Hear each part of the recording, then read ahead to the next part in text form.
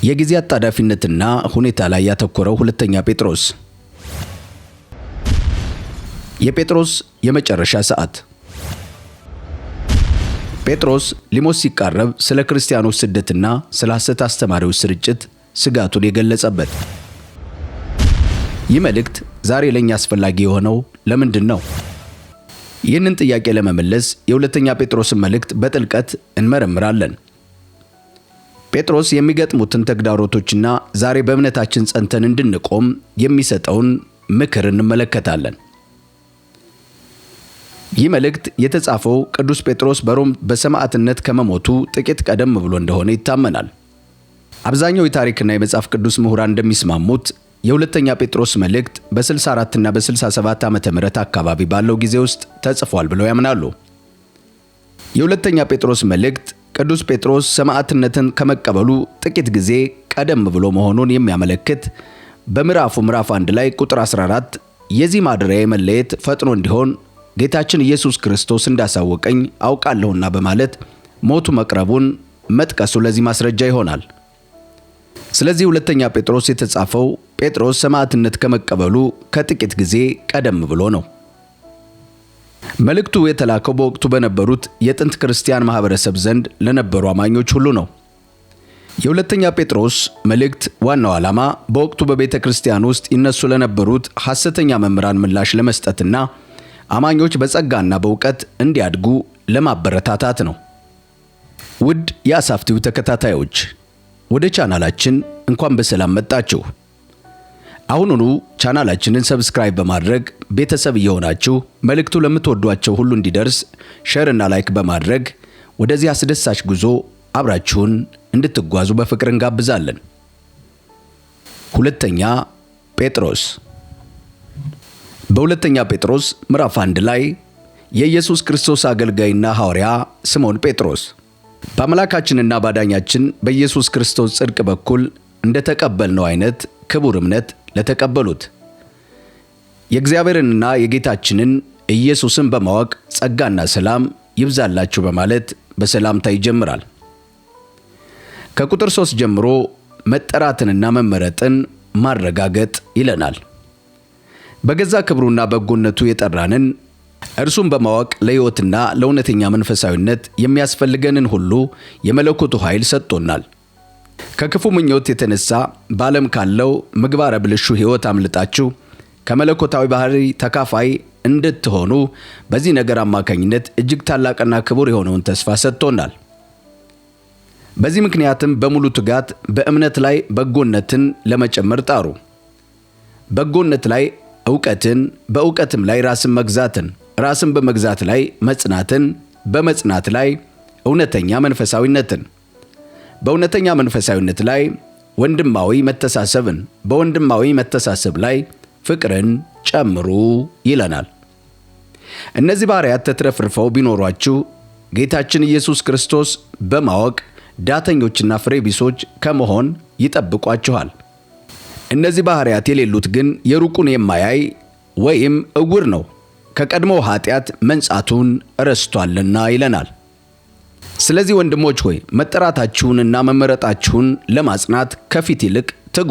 ምክንያቱም እነዚህን ብታደርጉ ከቶ አትሰናከሉም። በዚህም ወደ ጌታችንና ዳኛችን ወደ ኢየሱስ ክርስቶስ ዘላለማዊ መንግሥት መግባት በሙላት ይሰጣችኋል ይለናል። ከቁጥር 12 ጀምሮ የቅዱሳን መጻሕፍትን ትንቢት እንደዚህ እናገኛለን። ስለዚህም ምንም እንኳ እነዚህ ነገሮች ብታውቋቸው በያዛችሁት እውነት ብትጸኑም ስለ እነዚህ ነገሮች እናንተም ዘወትር ከማሳሰብ ቸል አልልም። በዚህ ምድራዊ ድንኳን ውስጥ እስካለው ድረስ እናንተን መጎትጎት ትክክል ሆኖ ይታየኛልና ይላል ጴጥሮስ። ምክንያቱም ጌታችን ኢየሱስ ክርስቶስ እንደገለጠልኝ ይህ ምድራዊ ድንኳን ቶሎ ጥዬ እንደምሄድ አውቃለሁና እነዚህን ነገሮች ከተለየኋችሁ በኋላ ዘወትር ታስቡ ዘንድ እተጋለሁ። ስለ ጌታችን ኢየሱስ ክርስቶስ ኃይልና ስለ መምጣቱ የነገርናችሁ የሱን ግርማ በዓይናችን አይተን እንጂ በሰዎች ጥበብ የተፈጠረውን ተረት ተከትለን አይደለም በማለት ጴጥሮስ የእግዚአብሔርን ወይም የጌታችን የኢየሱስ ክርስቶስን ክብር በዓይኑ እንዳየ ምስክርነትን ይሰጠናል። ይህ ምስክርነት በደብረ ዘይት ተራራ ላይ በዛ ግርማው ሲገለጥ ጌታችን መድኃኒታችን ኢየሱስ ክርስቶስ ጴጥሮስ ያየውን ሲጠቅስ እንመለከታለን። ቁጥር 17 ጀምሮ ምክንያቱም ይለናል፣ ከግርማው ክብር በእርሱ ደስ የሚለኝ የምወደው ልጄ ይህ ነው የሚል ድምፅ በመጣለት ጊዜ ከእግዚአብሔር አብ ክብርና ሞገስ ተቀብሏል በማለት ይነግረናል። እኛም ከእርሱ ጋር በቅዱሱ ተራራ ላይ በነበርንበት ጊዜ ይህ ድምፅ ከሰማይ ሲመጣ ሰምተናል ይላል ጴጥሮስ። እንግዲያስ ትንቢታዊ ቃል ይበልጥ ተረጋግጦልናል። ሌሊቱ እስኪነጋና የንጋቱ ኮከብ በልባችሁ እስኪበራ ድረስ በጨለማ ስፍራ ለሚበራ መብራት ጥንቃቄ እንደሚደረግ እናንተም ለዚህ ቃል ብትጠነቀቁ መልካም ታደርጋላችሁ። ከሁሉ አስቀድሞ ይህንን ልታውቁ ይገባችኋል። በመጽሐፍ ያለው የትንቢት ቃል ሁሉ ማንም ሰው በገዛ ራሱ መንገድ የሚተረጉመው አይደለም። ምክንያቱም ትንቢት ከእግዚአብሔር የተላኩ ሰዎች በመንፈስ ቅዱስ ተመርተው የተናገሩት እንጂ ከቶ በሰው ፈቃድ የመጣ አይደለም በማለት ጴጥሮስ ይናገራል። ከሁለተኛ ጴጥሮስ ምዕራፍ 1 እኛ ክርስቲያኖች ምን እንማራለን?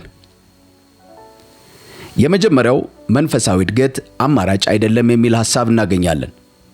አንደኛ መንፈሳዊ እድገት አማራጭ እንዳይደለ እንማራለን። በዚህ ዘመን ብዙዎች በደህንነት ብቻ ረክተን መንፈሳዊ ዝገት ውስጥ ልንወድቅ እንችላለን። ጴጥሮስ ግን ተግታችሁ ጨምሩ ይለናል። ክርስቲያን መሆን መጀመሪያ እንጂ መጨረሻ ለመሆኑን በየቀኑ በባህሪ ማደግ እንዳለብን ያስተምረናል። ሁለተኛ የእውነት መሰረት በሆነው መጽሐፍ ቅዱስ ላይ ማተኮር እንዳለብን እንማራለን። በተለይም በዚህ ዘመን ሐሰተኛ ትምህርቶችና አዳዲስ መገለጦች በሚበዙበት በዚህ ባለንበት ዘመን ጴጥሮስ ትኩረታችንን ወደ ቃሉ ይመልሰዋል። የግል ስሜት ወይም የሰው ጥበብ ሳይሆን በጽኑ መሰረት ላይ ያለውን የእግዚአብሔርን ቃል ብቸኛ መመሪያችን ሊሆን እንደሚገባም ያስገነዝበናል። ሶስተኛ ከመለኮታዊ ባህሪ ጋር መላመድ እንዳለብን እንማራለን። ዓለማዊ ጫናና የቴክኖሎጂ ተጽዕኖ በበዛበት ዘመን እኛ ግን ከዚህ ሁሉ ርኩሰት አምልጠን የእግዚአብሔርን ባህሪ እንድንመስል ተጠርተናል። ይህም የሚሆነው በገዛ ኃይላችን ሳይሆን በሰጠን ክቡርና ታላቅ ተስፋ ቃል አማካኝነት እንደሆነ ያስተምረናል። በሁለተኛ ጴጥሮስ ምዕራፍ 2 ሐሰተኛ መምህራንንና መጨረሻቸውን እናገኛለን። ነገር ግን ሐሰተኛ ነቢያት በሕዝቡ መካከል እንደነበሩ እንዲሁ በእናንተ መካከል ሐሰተኛ መምህራን ይነሳሉ ይለናል። እነርሱ የዋጃቸውን ጌታ እንኳ ክደው ጥፋት የሚያስከትል የስህተት ትምህርት በስውር ያስገባሉ። በዚህም በራሳቸው ላይ ድንገተኛ ጥፋት ያመጣሉ በማለት ያስጠነቅቃል ጴጥሮስ። ብዙዎች አስነዋሪ ድርጊታቸውን ይከተላሉ፣ በእነርሱም ምክንያት የእውነት መንገድ ይሰደባል። እነዚህ ሐሰተኞች መምህራን እየተስገበገቡ በፈጠራ ታሪካቸው ይበዘብዟቸዋል። ፍርዳቸው ከጥንት ጀምሮ ዝግጁ ነው፣ መጥፊያቸውም አያንቀላፋም። እግዚአብሔር ኃጢአት የሰሩትን መላእክት ሳይራራላቸው ወደ ገሃነም ከጣላቸውና በጨለማ ጉድጓድ ውስጥ ለፍርድ ካስቀመጣቸው የጽድቅ ሰባኪ የነበረውን ኖህን ከሌሎች 70 ሰዎች ጋር አድኖ ለቀረው ዓለም ሳይራራ በኃጢአተኞች ላይ የጥፋት ውሃ ካመጣ ደግሞም ኃጢአት ለሚያደርጉ ሁሉ ምሳሌ እንዲሆኑ የሰዶምና የገሞራን ከተሞች አመድ እስኪሆኑ ድረስ አቃጥሎ ከፈረደባቸው ጻድቅ የሆነውና በአመፀኞች ሴሰኛ ድርጊቶች እየተሳቀቀ የኖረውን ሎጥን ካዳነ ያ ጻድቅ ሰው በእርሱ መካከል ሲኖሩ በሚያየውና በሚሰማው ነገር ነፍሱ ዕለት ዕለት በአመፀኛ ድርጊታቸው ብትጨነቅም ጌታ በእውነት እያመለኩ የሚኖሩትን ከፈተና እንዴት እንደሚያድናቸውና አመፀኞችን እየቀጣ ለፍርድ ቀን እንዴት ጠብቆ እንደሚያቆያቸው ያውቃል። በተለይም በርኩስ ምኞት የሥጋ ፍላጎታቸውን የሚከተሉና ሥልጣንን የሚንቁትን ለፍርድ ጠብቆ ያቆያቸዋል። እነዚህ ሰዎች ደፋሮችና እብሪተኞች ስለሆኑ ሰማያውያንን ፍጡራንን ሲሳደቡ አይፈሩም። ነገር ግን መልአክ ከነሱ ይልቅ ብርቱና ኃያል ሆነው ሳሉ በጌታ ፊት በእነርሱ ላይ የስድብ ቃል አይሰነዝሩም። እነዚህ ሰዎች ግን ምንም በማያውቁት ነገር እየገቡ ይሳደባሉ።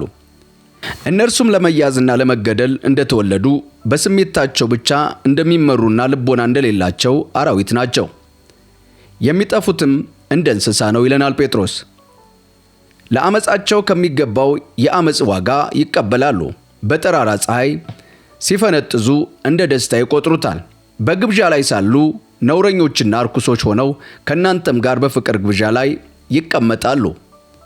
ዓይናቸው ቅንዝር የተሞላ በመሆኑ ኃጢአትን ከመስራት አይቆጠቡም። ጽኑ ያልሆኑትን ነፍሳት ያስታሉ። ስስትን የለመደ ልብ አላቸው፣ የተረገሙም ናቸው ይላል ጴጥሮስ። ቀናውን መንገድ ትተው የአመፅን ደሞዝ የወደደውን የቢዖርን ልጅ የበልዓምን መንገድ ተከትለው ስተዋል ይለናል። እርሱ ግን ስለመተላለፉ ገሰጿል። መናገር የማይችል አህያ በሰው ቋንቋ ተናግሮ የነቢዩን እብደት ገታ ይለናል። እነዚህ ሰዎች የደረቁ ምንጮችና በአውሎ ነፋስ የሚነዱ ደመናዎች ናቸው። የሚጠብቃቸውም ድቅድቅ ጨለማ ነው። ከንቱ ቃል እየደረደሩ በስህተት ከሚኖሩት መካከል አምልጠው የመጡትን ሰዎች በሴሰኛ ሥጋዊ ምኞት በማባበል ያታልላሉና እነርሱ ራሳቸው የጥፋት ባሪያዎች ሆነው ሳሉ ሌሎችን ነፃ ትወጣላችሁ እያሉ ተስፋ ይሰጧቸዋል። ሰው ለተገዛለት ለዛ ነገር ባሪያ ነውና ጌታችንና ዳኛችን ኢየሱስ ክርስቶስን በማወቅ ከዓለም ርኩሰት ካመለጡ በኋላ እንደገና ተጠላልፈው ቢሸነፉ ከመጀመሪያው ይልቅ የኋለኛው ሁኔታቸው የከፋ ይሆንባቸዋል ይላል ጴጥሮስ። የጽድቅን መንገድ ካወቁ በኋላ ከተሰጣቸው ቅዱስ ትእዛዝ ወደ ኋላ የሚመለሱ ቀድሞውኑ የጽድቅን መንገድ ካወቁ በኋላ ከተሰጣቸው ቅዱሱ ትእዛዝ ወደ ኋላ ከሚመለሱ ቀድሞውኑ የጽድቅን መንገድ ባላወቁ ይሻል ነበር። ውሻ ወደ ትፋቱ ይመለሳል፣ እንዲሁም አሳማ ቢታጠብ ተመልሶ በጭቃ ላይ ይንከባለላል የሚለውን ምሳሌ እውን ይሆንባቸዋል ይለናል ጴጥሮስ። ከሁለተኛ ጴጥሮስ ምዕራፍ 2 ላይ በዚህ ዘመን የምንኖር አማኞች ምን እንማራለን? አንደኛ፣ መንፈሳዊ ንቁነት።